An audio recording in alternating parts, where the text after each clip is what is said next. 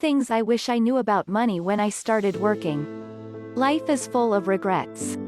There are a lot of things in life we wish we had known before we set out in the real world and face all these real-life challenges. We all wish there was a seminar after graduating college that will give us all the knowledge we need to survive adulthood. In this video, I'm going to share the 3 things I wish I'd known about money when I started working and earning. 1. Work takes up a lot of your time. One misapprehension is the idea that those who've mastered the lifestyle will retire to do nothing. That's not the point at all. Instead, it's about achieving the freedom to spend your time in pursuits that you find stimulating, meaningful, and enjoyable. In many cases, these could be classified as work and will likely also provide an income. The key difference is that those who have the independence can choose what they do and how much time they spend doing it once they're notionally free. If my kids start out with the aim of achieving financial independence early in life, this could manifest as working in a highly paid job for a limited number of years as a means of stashing away the money they need to retire early and then doing something else more meaningful and fulfilling.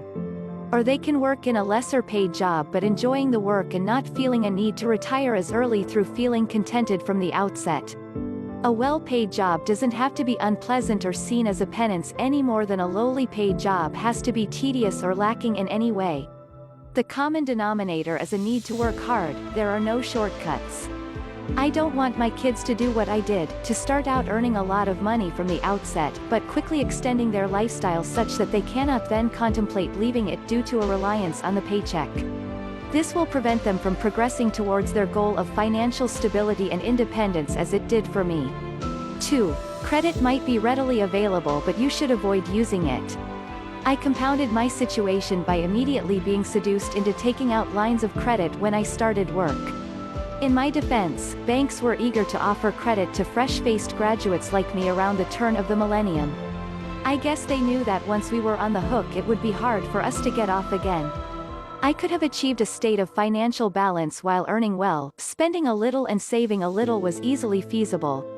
Instead, I got used to spending a lot, saving nothing, and borrowing even more to spend.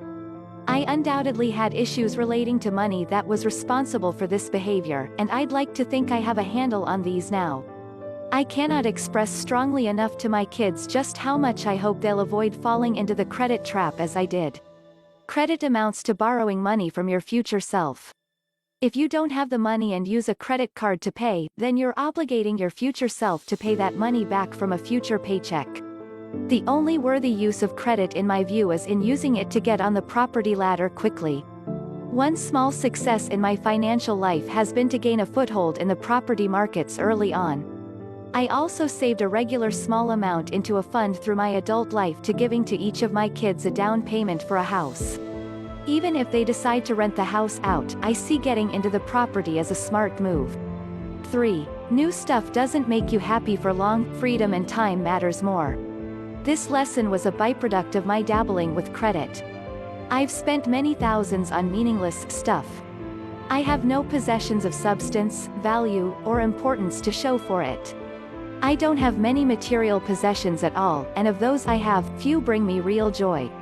Even when I've bought things that I've coveted for a long time, the momentary joy of finally having them has seldom lasted for more than a month at best.